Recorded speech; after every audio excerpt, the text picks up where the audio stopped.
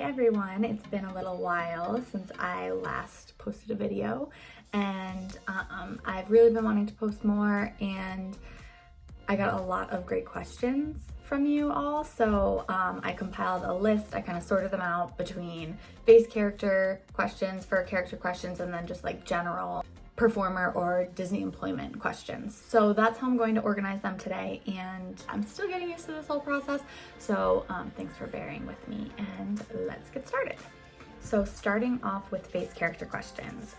This one says, basically I'm getting my hair cut soon, I'm gonna try bangs similar to Anna's from Frozen. Will I have to pin them back for the audition? Did any of the performers at your audition who moved to the last round have bangs? So I don't know for sure, I'm not a casting director, obviously, but someone actually commented on this question on the video and said casting directors need to see your face.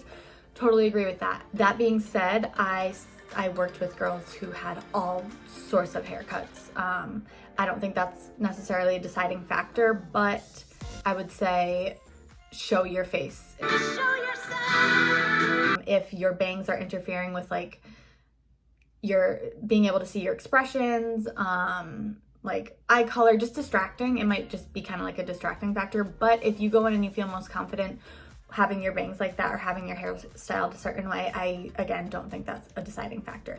But take my advice with a grain of salt because that's my perspective.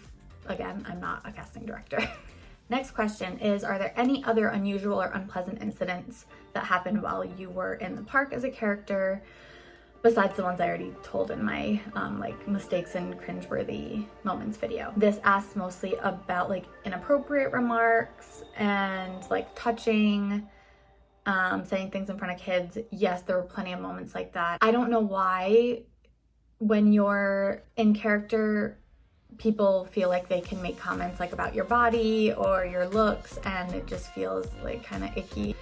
Also, when you're in like a bathing suit or like a costume with not a lot, like your bare skin is showing, just having like strangers touch you can feel a little like intrusive, and little kids of course are very curious. They'll put their hands all over like your fin or your seashell bra, or just kind of like be amazed that they're seeing a character and they want to touch you and like be all in your space. So yes, that did happen all the time. This question is, have you ever taken a picture breaking character? No, not that I know of, not that I can think of. This is a big no-no. You just don't do that. It's in your training. You don't take pictures in certain poses. You don't take pictures with inappropriate like gestures or t-shirts or anything like that. For example, I had, I think like 2 teenage girls asking me to dab, and I couldn't do that, obviously. So I suggested they dab and I would do another pose.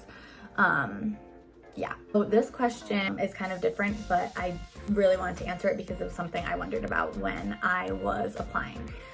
So this person worked for a character company and asked if I put it on my resume. And this is because of like copyright infringements. You don't want to get the company that you work for in trouble. You also want to show that, you know, you have been hired to work in costume, you've done improv, you've worked with children, all of those things that like working for a character company kind of entails and trains you for. So I did put it on my resume. I did not put the exact name of the company because I didn't want to screw over anyone and get anyone in trouble. And I really, really appreciated the company I worked for.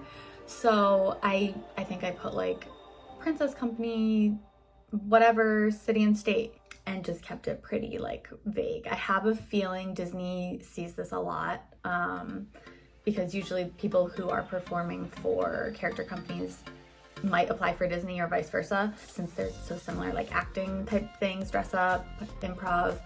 So I would just, again, I don't know a ton about this, but for me, I just kept it very broad to not get anyone in trouble, but still show what I had training in and experience doing.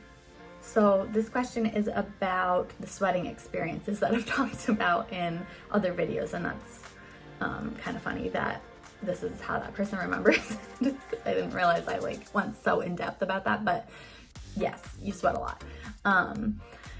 So how are face and fur characters not just sweating all the time when we meet them? They always look so cool. I'd imagine the sweat would be seeping through the costumes and running down their faces. So when you are in fur character, almost always you're going to be sweating to death, at least until your body like adjusts to it, if that even happens. I don't remember really. You're usually in some sort of like shaded area. And if you're not, one place I can think of that was not shaded was in Epcot, and the sun was just beating down. And in that case, and I think even in the cases where you're outside at all, like even in shaded areas, they only have you out for, I think it's 20 minutes.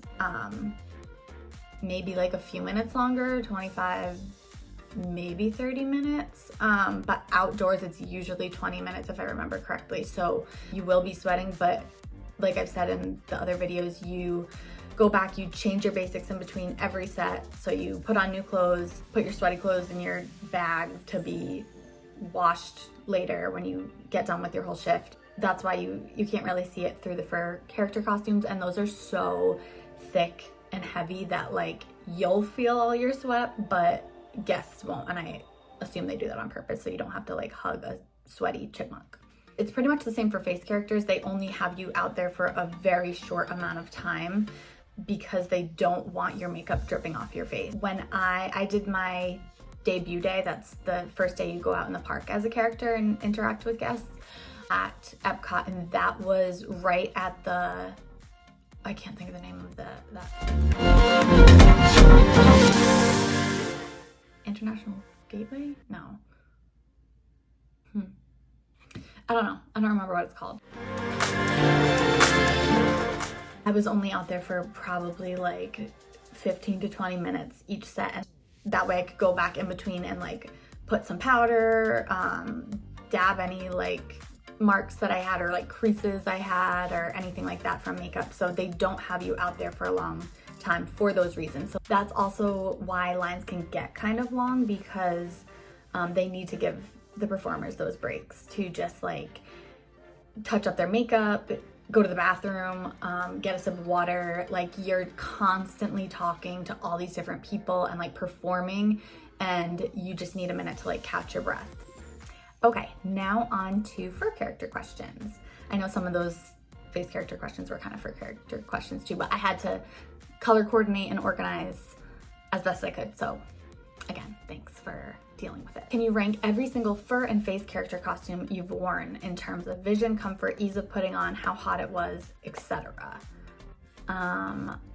Okay, this is a, wow. Worst costume I wore was Gideon, hands down. I've talked about that in other videos. Hated that costume, never again. Second worst would probably be King Louis, but he was kind of fun. He had like big sticks in his arms, and it was kind of cool, but my arms were exhausted. Definitely a good arm workout. I don't remember Mr. Penguin being a problem. If anything, maybe he was hard to see out of. I can't remember what his eyes even look like right now. And then Chip and Dale, I was really grateful to perform with those characters, because I had a ton of room in the head. They were easy to put on. It was like wearing like footy pajamas pretty much, and then like the shoes are separate. You don't have like really anything to tuck in other than like this book cover type material thing that you put on your neck, so your bare skin isn't showing if your neck's a little too long, like mine apparently was. And then you just kind of like put the heads on. I think there's a chin strap. Yeah, so those were very simple. And then I had friends who did like Pluto, who had to like tuck in all their fur, get someone to get them out of the costume. That just freaked me out, because I wanted to be able to get out of the costume myself if I absolutely needed to in an emergency. And that's why Gideon freaked me out, because that was not possible. I needed help because he had lots of things. And yeah, so next time you see Gideon anywhere, if he's at Epcot or just out for any reason, go give him a hug, or maybe leave him alone because he's probably stressed out, or maybe he doesn't have claustrophobia like I do and is not prone to like panic attacks, and then he's doing fine. Either way, appreciate Gideon and all the other characters.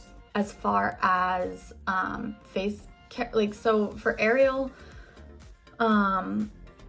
The seashell bra was a bra, and the shells like snap onto the bra, and then the fin you just put on over leggings, and then the bottom part of the fin snaps onto the like long part that covers your legs.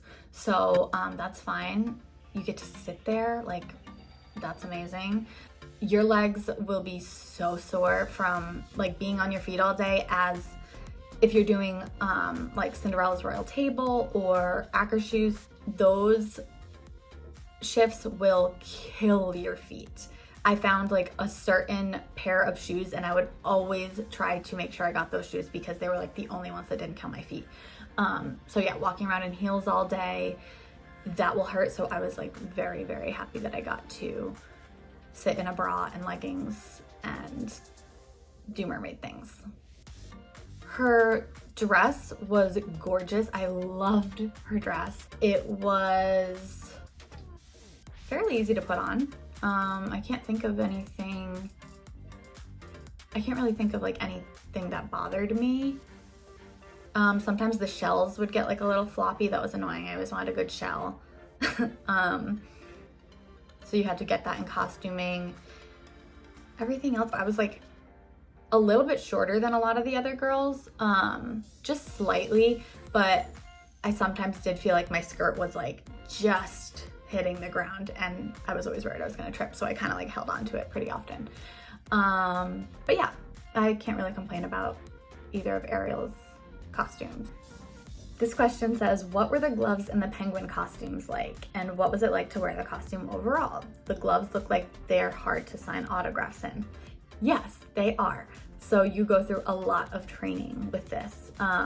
My best suggestion, if you're curious about how this feels, would be to put on an oven mitt and look up like Chippendales or whoever's whatever character's autograph on Google, and then just like try to do it in like a little book. Or people had you sign like picture frames or pillowcases or all sorts of things.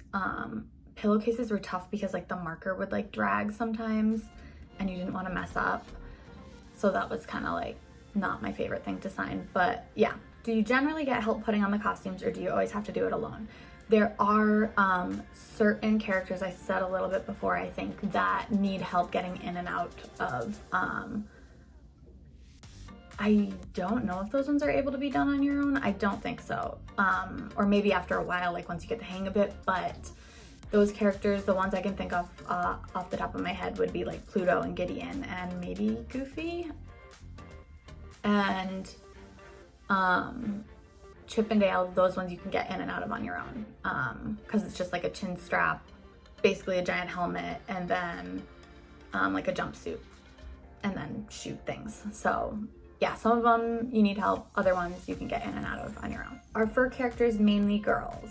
I don't think this really has anything to do with like, or much to do with like male or female. I think it has to do more with measurements. So if you're a male who has the right measurements for Daisy, I think they're fine with hiring you for that. No one's really gonna know. But also it kind of helps to have like the right physique, I think, for certain characters. Do you have any funny stories like wardrobe malfunctions with fur characters or visibility problems? I definitely do.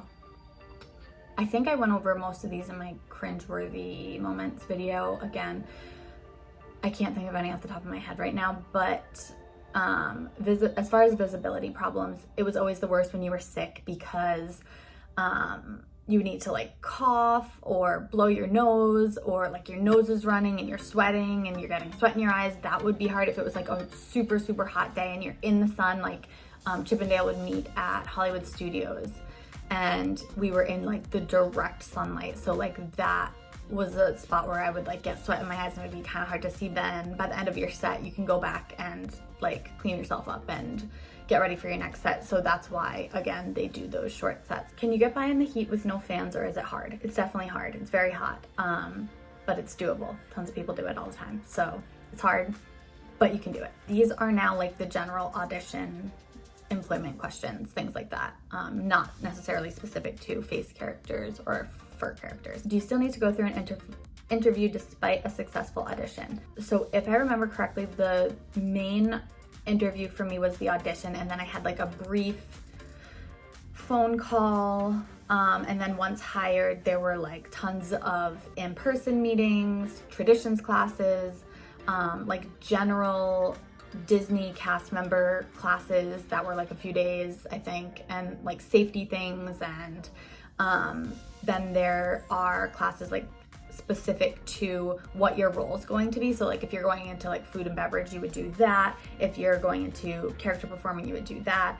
And then there is like fur training and entertainment classes, face training, training days, and then your debut day that I talked about a little bit before. That's like your first day after all your training that you go out into the parks and interact with guests as that character, which you do for each character that you're going to perform as. This person asked how Disney measures performers.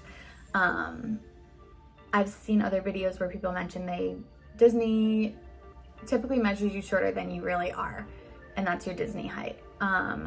So I thought it was funny that this person mentioned that, because I think I've mentioned before, I always thought I was 5'4", and then I was measured as 5'3.5" for my Disney height. So I was like a little surprised, but I had friends who weren't surprised by their height, some who were. So I think it just depends on like all of your other body measurements too. Like if your legs are the perfect length for Chippendale, but you're like half an inch shorter than the regular person, you can kind of make up for it by like the neck height or whatever, like all that math stuff. I'm not a math girl. I assume that's how it works, but again, I have no idea. How does Disney manage guest interaction so it doesn't last too long? I've gone over this a little bit, but sets are a certain amount of time, and your character attendant should be the one enforcing that. So they don't want the characters to seem rude, or they just want them to play their role in character. So the character attendants are the ones who have to kind of like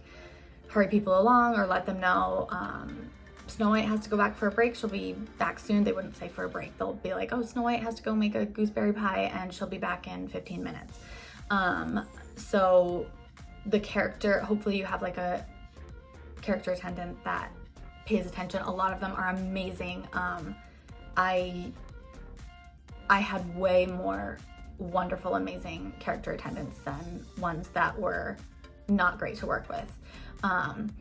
So I think that's part of like their training as well, like how to kind of manage that when guests are obviously not going to be happy if they have to wait longer, or if they were next in line and now they're being told that the character is leaving. So your character attendant does all of that. Is it true that all costume pieces have a barcode that you have to scan when picking up and returning the costume? Yes. And this is just to make sure that like all the pieces get returned. They're not, I assume they're like keeping track of what ones are being used, things like that. What is the deal with breaks? How do you cool down? You go on break, you take off your costume, you switch out of your basics, put new basics on, drink a ton of water, you might have a snack, go on your phone. Like it's like a regular break room. They're nothing really like too fancy. Sometimes like at CRT, we would watch movies. If we worked like a dinner shift, we would get food from the restaurant.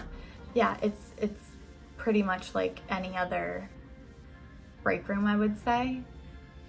There's not a whole lot of talking because everyone's talking out on their sets. So most breaks were just like eating a snack, watching TV, going on your phone for a few minutes, and then going back out. Okay, so last question is, could you share your new projects? What are you focusing on right now in this part of your life? And I really appreciate this question.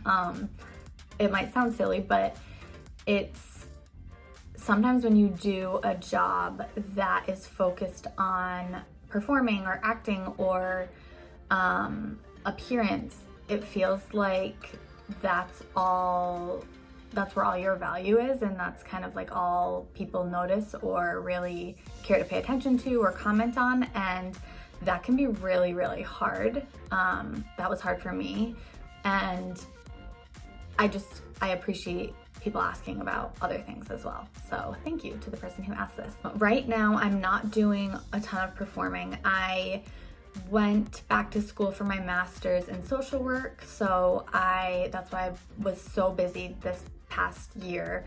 I had been in grad school for 2 years, and I now have my master's in social work. That is taking up most of my time lately. I also have my Etsy shop still open.